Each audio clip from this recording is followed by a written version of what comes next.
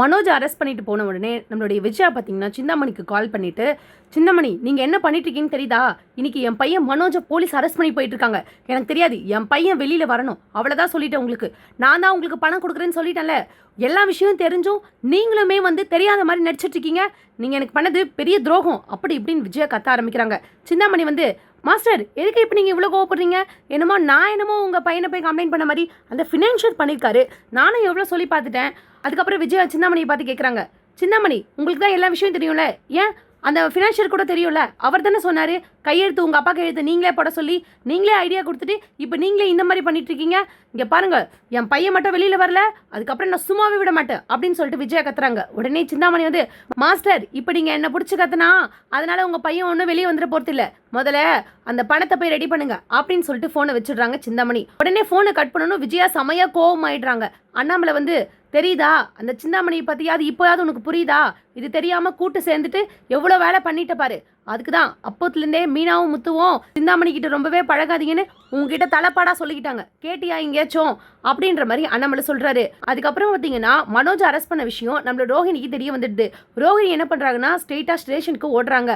Station Manoj என்னாச்சு மனோஜ், உனக்கு எதுக்காக ஒன்று அரெஸ்ட் பண்ணியிருக்காங்க, என்னாச்சு அப்படின்னு சொல்லிட்டு பதட்டமாக கேட்குறாங்க. உடனே நம்மளுடைய மனோஜும் பார்த்தீங்கன்னா, ரோஹிணி வந்துட்டே ரோஹிணி, நீ எப்படியாச்சும் என்னை காப்பாற்றிட்டு ரோஹிணி, எப்படியாச்சும் நான் வெளியே எடுத்துறேன் ப்ளீஸ் அப்படின்ற மாதிரி சொல்கிறாரு. மனோஜ் நான் கண்டிப்பாக உன்னை வெளியே எடுத்துருவேன். ஆமாம் நான் எல்லாமே கேள்விப்பட்டேன், நீங்கள் ஏதோ கடன் வாங்கினது நம்ம இருக்கும் போது கொஞ்சமாக தானே வாங்கியிருந்தோம், எப்படி 48 லட்சம் கடன் ஆச்சு, நான் எல்லாமே கேள்விப்பட்டேன் அப்படின்ற மாதிரி சொல்கிறாங்க. உடனே மனோஜ் அதெல்லாம் நான் உனக்கு அப்புறம் சொல்கிறேன், இப்போ என்னை எப்படியாச்சும் வெளியேடா ரோஹிணி ப்ளீஸ் ரோஹிணி, எனக்கு நீ மட்டும் தான் ஹெல்ப் பண்ணணும் அப்படின்ற மாதிரி கெஞ்சிலாரு நம்ம மனோஜ். உடனே ரோஹிணி பார்த்தீங்கன்னா, இப்போ என்ன மனோஜ், இப்போ அந்த ஃபினான்ஷியலுக்கு கொடுக்க வேண்டிய கடனை கொடுத்துட்டா இந்த கேஸை வாபஸ் வாங்கிட்டு வரல, அதுக்கு என்ன ஸ்டெப்போ அதை நான் பண்ணுறேன் மனோஜ், கண்டிப்பாக நான் உன்னை காப்பாற்றுவோம் மனோஜ், நான் உன் மேலே வச்சிருக்க லவ் ரொம்பவே உண்மையானது, நீ தான் அதை புரிஞ்சுக்கவே இல்லை, நான் உன்னை எப்படியாச்சும் காப்பாற்றுன்னு சொல்லிட்டு உடனே ரோஹிணி பார்த்தீங்கன்னா ரோஹினியோட அம்மா கிட்ட போயிட்டு, நீ எனக்கு ஒரு ஹெல்ப் பண்ணணும் ரொம்ப அர்ஜென்ட் அப்படின்ற சொல்லிட்டு கல்யாணி என்னாச்சு, ஏன் அப்படி நீ பதட்டமா இருக்க, முதல்ல பொறுமையாக பேசி என்னாச்சு அப்படின்னு சொல்லி கேட்க, உடனே ரோஹிணி சொல்கிறாங்க, கிருஷோட பெரியமா பிரிப்பா கிருஷுக்கு சொத்தெல்லாம் எழுதி கொடுக்குறேன்னு சொல்லிட்டு இருக்காங்களே ரொம்ப நாளா. உடனே ரோஹினியோட அம்மா சொல்கிறாங்க, ஆமாம் அவங்க தான் இவ்வளோ நாளாக சொல்லிட்டு இருக்காங்க, நீ தான் அதுக்கு சம்மதிக்கவே இல்லையே அப்படின்னு சொல்லி கேட்க, அதுக்கான நேரம் வந்துடுச்சு, கிருஷுக்கான சொத்தெல்லாம் எடுத்துகிட்டு ஒப்படைக்க சொல்லுமா அப்படின்னு சொல்லி நம்ம ரோஹிணி சொல்கிறாங்க. உடனே நம்மளுடைய ரோஹினியோட அம்மாவும் பார்த்தீங்கன்னா கிருஷோட பெரியமா பெரியப்பாக்கு தகவலை சொல்லிடுறாங்க. அவங்களுமே கொஞ்சம் நாள் பார்த்தீங்கன்னா ஏற்கனவே கிருஷ் பேர் மேலே எல்லாமே எழுதி வச்சனால அந்த சொத்துக்களை எடுத்துகிட்டு கொடுத்துட்டு போயிடுறாங்க. உடனே நம்ம ரோஹிணி அந்த பேப்பரை வாங்கிட்டு உடனே ரோஹினியோட அம்மா கேட்குறாங்க, கல்யாணி எங்கடி இந்த பேப்பர்லாம் எடுத்துகிட்டு போகிற அப்படின்னு சொல்லி கேட்க, இதுக்கு தேவை வந்ததுனால தான் உன்னை கேட்கவே சொன்னேன், எல்லாத்தையும் நான் அப்புறம் விளக்கமாக சொல்கிறேன், ஒரு நிமிஷம் விடுமா அப்படி சொல்லிட்டு ரோஹிணி அந்த பத்திரத்தை எடுத்துகிட்டு போகிறாங்க. இப்போ நம்ம யார்கிட்ட இந்த பத்திரத்தை அடமான வச்சு காசு வாங்குறதுன்னு தெரியலன்னு சொல்லி குழம்பினே போகிறாங்க. உடனே பார்த்தீங்கன்னா சிந்தாமணி ஆண்டிக்கிட்டே கேட்போம், கண்டிப்பாக அவங்க நம்மளுக்கு ஹெல்ப் பண்ணுவாங்க அப்படின்னு சொல்லிட்டு சிந்தாமணி வீட்டுக்கு போகிறாங்க நம்ம ரோஹிணி. அங்கே போனோம் நம்மளுடைய சிந்தாமணி பார்த்துட்டு, என்ன ரோஹிணி என்ன ஏதோ பதட்டமாக வந்திருக்க, என்னம்மா நீ இங்கே வரைக்கும் வந்திருக்க, என்ன கண்ணு நீ ஒரு ஃபோன் பண்ணியிருந்தா நானே அங்கே வந்திருக்க போகிறேன், என்னாச்சு சொல்லு அப்படின்னு சொல்லி ரொம்ப ரிலாக்ஸாக கேட்குறாங்க. உடனே நம்ம ரோஹிணியும், ஆண்டி நீங்கள் தான் ஆண்டி எனக்கு ஹெல்ப் பண்ணணும், நீங்கள் மட்டும் தான் ஆண்டி ஹெல்ப் பண்ண முடியும் ப்ளீஸ் ஆண்டி அப்படின்னு. என்ன கண்ணு சொல்கிறேன், என்ன ஹெல்ப்பு, உனக்கு நான் எல்லாமே பண்ண போகிறேன், சொல்லு என்ன வேணும் அப்படின்னும். ஆண்டி இது என் கிருஷுக்கு சேர வேண்டிய சொத்து, இப்போ இது என்னோடது தான், இந்த பத்திரத்தை வச்சுட்டு இதனால எவ்வளோ பணம் கொடுக்க முடியும் சொல்லுங்கள் அப்படின்ற மாதிரி கேட்குறாங்க.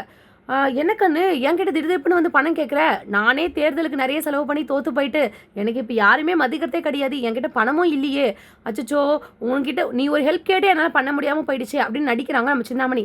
உடனே ரோஹிணி பார்த்தீங்கன்னா, அடி உங்களுக்கு தெரிஞ்ச யார்கிட்டையாவது கேட்டு பாருங்களா அப்படின்ற மாதிரி கேட்க, உடனே நம்மளுடைய சிந்தாமணியும், சரி ரோஹிணி ஒரு நிமிஷம் வெயிட் பண்ணு, நான் ஃபினான்ஷியல் கிட்ட ஏதாவது பேசி பார்க்குறேன் அப்படின்னு சொல்லிட்டு ரூமுக்கு போய் ஃபினான்ஷியல் கால் பண்ணுற மாதிரி கால் பண்ணுறாங்க.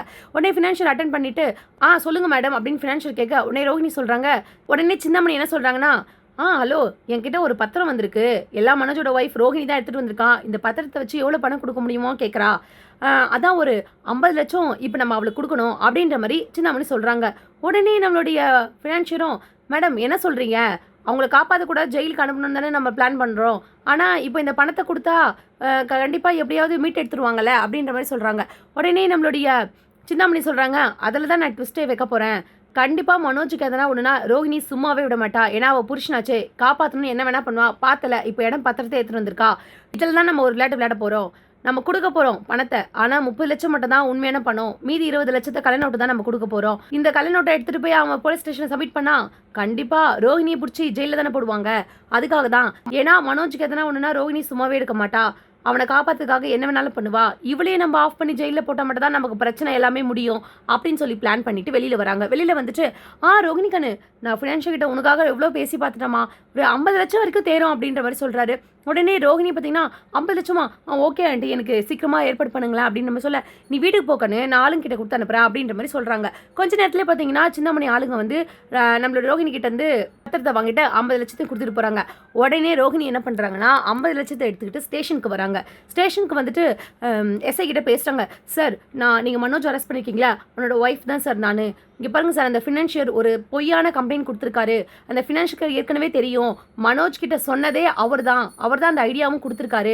இந்த மாதிரி உங்கள் அப்பா கையெழுத்து நீங்கள் போடுங்க, நான் உங்களுக்கு வாங்கி தரேன் எல்லாமே பண்ணிவிட்டு லாஸ்ட்டில் எதுவுமே பண்ணாத என் புருஷன் ஹஸ்பண்ட் மேலே, மனோஜ் மேலே இப்படி ஒரு பொய்யான பழியை கொடுத்துருக்காரு சார். அதுவும் இல்லாமல் அவருக்கு கொடுக்க வேண்டிய கடன் மொத்தம் 48 லட்சம் தான் சார். இது 50 லட்சம் இருக்குது, இந்த கடனை கொடுத்துட்டு இந்த கேஸை வாபஸ் வாங்க சொல்லுங்கள் சார் அப்படின்ற மாதிரி நம்ம ரோகிணி வந்து டிமாண்ட் பண்ணுறாங்க. உடனே போலீஸ் வந்து அதெல்லாம் என்னால் முடியாதுமா, நான் ஸ்ட்ரைட்டாக அந்த பார்ட்டியை கூப்பிட்றேன், அந்த ஃபினான்ஷியல் கிட்ட நீங்களே பேசிக்கோங்க அப்படின்னு சொல்லிட்டு ஸ்டேஷனுக்கு ஃபினான்ஷியரை வர வச்சுறாங்க போலீஸ்.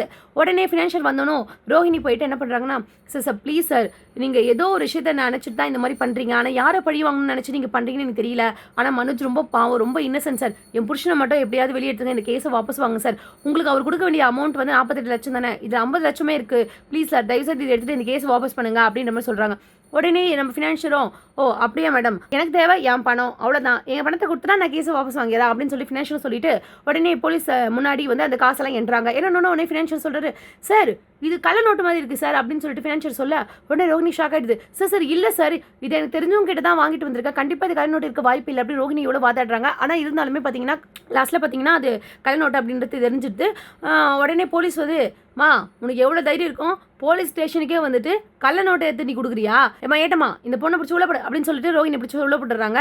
உள்ள போட்டோனும் என்ன ஆச்சுன்னே தெரியலையே, எதுக்காக சிந்தாமணி ஆண்டி எனக்கு இந்த மாதிரி கள்ள நோட்டை கொடுக்கணும், என்ன ஆச்சு அப்படின்னு சொல்லிட்டு நம்ம ரோகிணி ஒரு பக்கம் யோசிக்கிறாங்க. நம்ம மீனாவும் பார்த்தீங்கன்னா அவங்க சார்பாக என்ன பண்ணுறாங்கன்னா, சிந்தாமணி தான் இது எல்லாமே பண்ணது காரணம் அப்படின்னு சொல்லிட்டு சிந்தாமணி வீட்டுக்கு போயிட்டு தன்னோட சங்க தேர்தலின் ஆளுங்களெல்லாம் கூட்டிகிட்டு போயிட்டு சிந்தாமணிக்கு எதிராக ஒரு புகார் கடை எல்லாத்தையும் எடுத்துன்னு போயிட்டு, இந்த மாதிரி நீ மனோஜ் கேஸை இப்போவே வாபஸ் வாங்கலைன்னா நாங்கள் உங்கள் மேலே எல்லாருமே வந்து உங்களுக்கு எதிராக இவ்வளோ பேர் திரண்டு இருக்கோம், உங்கள் மேலே புகார் கொடுக்க வேண்டியிருக்கோம் அப்படின்னு சொல்லிட்டு மீனா போய் சிந்தாமணி மிரட்டுறாங்க. சிந்தாமணி இதுக்கெல்லாம் ஆசிருவாங்க, இங்கே பாரு எத்தனை பேரை வேணாலும் எனக்கு எதிராக கூட்டிகிட்டு போய் என்ன வேணாலும் பண்ணு, என்னால் வாபஸ் வாங்க முடியாது. என்ன மீனா நீ என்ன போய் வாபஸ் வாங்க சொல்கிற, கம்ப்ளைண்ட் கொடுத்தது அந்த ஃபினான்ஷியர், எனக்கு இதுக்கும் எந்த சம்மந்தமும் இல்லாமல் திரும்ப நடிக்கிறாங்க.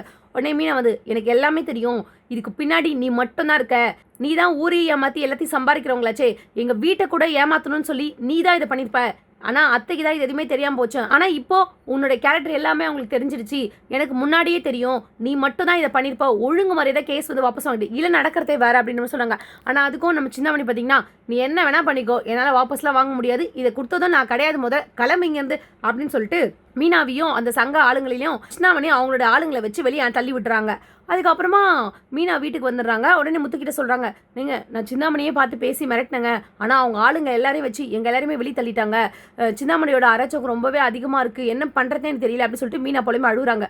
உடனே முத்துக்கு ஒரு யோசனை வருது, நீ வாங்கலேன், உங்ககிட்ட ஒரு விஷயம் கேட்கணும், இந்த மாதிரி மனோஜ் சைன் போட்டது எல்லாமே அவங்களுக்கு தெரியும்னு சொல்கிறீங்களே, நீங்கள் எந்த இடத்துல இதெல்லாம் பேசுனீங்க, எந்த இடத்துல கை மாற்றுனீங்க பணத்தெல்லாம் சொல்லுங்கள் அப்படின்ற சொல்ல, ஆமாம் இவங்ககிட்ட சொன்னால் இவன் பெரிய சிபிசிஐடி எல்லாத்தையும் விசாரிச்சிருவான், டேய் போடா வாய முடிட்டு அப்படின்னு நம்மளுடைய விஜயா சொல்ல, உடனே அண்ணாமலை வந்து, விஜயா அவன் தான் கேட்குறான்ல ஒழுங்காக சொல்லு அப்படின்னு சொல்கிறாங்க. உடனே நம்மளுடைய விஜயம் பார்த்தீங்கன்னா எல்லாமே சொல்ல ஆரம்பிக்கிறாங்க. ஒரு வாட்டி மனோஜோட ஷோரூமுக்கு கூட அவங்க வந்தாங்க, அப்படி இப்படின்னு எல்லா விஷயத்தையும் சொல்லிடுறாங்க. உடனே நம்மளுடைய முத்து வந்து, இது போதுமா அப்படின்னு சொல்லிட்டு நம்ம மனோஜ் வந்து வா மீனா அப்படின்னு சொல்லி மீனா கூட்டிட்டு மனோஜோட ஷோரூமுக்கு போயிடுறாங்க. ஷோரூமுக்கு போயிட்டு பார்த்தீங்கன்னா கேமராவை எல்லாமே ரெக்கார்ட் பண்ண எல்லா விஷயத்தையும் பார்க்குறாங்க. கரெக்டாக பார்த்தீங்கன்னா மனோஜுக்கு கடைக்கு வந்து நம்மளுடைய சிந்தாமணி அந்த ஃபினான்ஷியல் எல்லாம் வந்து பேசினது எல்லாமே ரெக்கார்டாக இருக்குது. அதே மாதிரி உங்கள் அப்பா சைன் நீங்களே போடுங்க, கண்டிப்பாக நான் பணம் கொடுக்குறேன் அப்படின்னு ஃபினான்ஷியல் சொன்ன எல்லா விஷயமும் ரெக்கார்டாக இருக்குது. இதே எல்லாத்தையுமே ஆதாரமாக ப்ரூஃபாக ரெடி பண்ணிவிட்டு நம்மளுடைய முத்து என்ன பண்ணுறாருன்னா ஸ்டேஷனுக்கு போயிட்டுறாங்க. ஸ்டேஷனுக்கு போய் இன்ஸ்பெக்டர் கிட்ட எல்லாத்தையுமே ஆதாரத்தோட காமிச்சிடுறாரு. காமிச்சதுக்கப்புறமா வந்து ஃபினான்ஷியல் மேலே தான் தப்பு இருக்குது அப்படின்னு தெரிஞ்சுட்டு ஃபினான்ஷியல் அரெஸ்ட் பண்ணுறாங்க. அரெஸ்ட் பண்ணணும். ஃபினான்ஷியல் என்ன சொல்கிறேன்னா, சார் எனக்கு இது ஒன்றும் சார், நான் ஒரு சும்மா ஆள் தான் சார், இது எல்லாமே பண்ணது எனக்கு பின்னாடி இருந்து ஏவி விட்டது எல்லாமே வந்து சிந்தாமணி தான், அவங்க பண்ணதுக்காக நான் எதுக்காக ஸ்டேஷனில் அரெஸ்ட் ஆகணும் அப்படின்னு சொல்லி அவர் பேசுவோம். உன்னோட தலைவியே சிந்தாமணி தானே சொல்லிட்டு சிந்தாமணியை அரெஸ்ட் பண்ணி வச்சிடுறாங்க. மனோஜ் வந்து வெளியே இட்டுறாங்க. மனோஜ் என்ன சொல்கிறாருன்னா, டே முத்து ரோஹிணியும் பிடிச்சி போட்டு வச்சிருக்காங்கடா அப்படின்னு சொல்ல, உடனே முத்து வந்து என்னது ரோஹிணி அரெஸ்ட் பண்ணியிருக்காங்களா எதுக்காகடா அப்படின்னா, ரோகிணி எனக்காக காசு ரெடி பண்ணுறதுக்காக 50 லட்சம் எடுத்துகிட்டு வந்து ஃபினான்ஷியர் கொடுத்தது, ஆனால் அந்த ஃபினான்ஷியர் கள்ள நோட்டு 20 லட்சம் அப்படின்னு சொல்லிட்டாங்க அப்படின்ற மாதிரி உடனே நம்மளுடைய மீனா வந்து நீங்கள் என்ன விஷயம்னு சொல்லிட்டு ரோகிணி கிட்ட நான் கேட்குறாங்க அப்படின்னு சொல்லி கேட்க உடனே முத்து சொல்கிறது, மீனா அதுக்கெல்லாம் பாவமே பார்க்காத, அதெல்லாம் இங்கே கரெக்டோ அப்படின்ற மாதிரி சொல்கிறாங்க. நீங்கள் ஒரு நிமிஷம் இருங்க அப்படின்னு சொல்லிட்டு நம்ம மீனா என்ன பண்ணுறாங்கன்னா ரோகிணி கிட்ட போயிட்டு, நீ யார்கிட்ட அந்த காசு வாங்கிட்டு வந்தா, சிந்தாமணி கிட்ட தான் என்னுடைய பத்திரத்தை வச்சு வாங்கிட்டு வந்தேன், அவங்க தான் கொடுத்தாங்க அப்படின்னு சொல்லும் போது உடனே சிந்தாமணி கிட்ட போய் விசாரிக்கிறாங்க. 2 தட்டு தட்டுறாங்க லேடி போலீஸ்லாம் போயிட்டு. உடனே சிந்தாமணி ஆமாம் நான் தான் கொடுத்தேன், ஏன்னா மனோஜ் அவள் தான் காப்பாற்றணும்னு நினச்சா, அதனால தான் அவளையும் லாக் பண்ணணும்னு நினச்சேன் அப்படின்ற மாதிரி சொல்லிடுறாங்க. அதுக்கப்புறம் உடனே என்ன பண்ணுறாங்கன்னா நம்மளுடைய ரோகிணி வந்து தப்பு பண்ணலை அப்படின்னு தெரிஞ்சு அவங்கள வெளியே எடுத்துடுறாங்க. வெளியே எடுத்துட்டு ரோகிணி வந்து தேங்க்ஸ் மீனா, தேங்க்ஸ் முத்து அப்படின்னு சொல்லி சொல்கிறாங்க. இதுக்கப்புறம் ரோகிணி வந்து மனோஜுக்காக இந்த ஹெல்ப்லாம் பண்ணதுனால மனோஜ் வந்து இதை பற்றி யோசிக்கிறாரு. அவங்க அம்மா கிட்டேயும் வீட்டில் போய் சொல்கிறாரு. இதுக்கப்புறம் ரோகிணி ஏற்றுப்பாங்களா இல்லையான்றத வரக்கூடிய எபிசோடில் பார்க்கலாம்.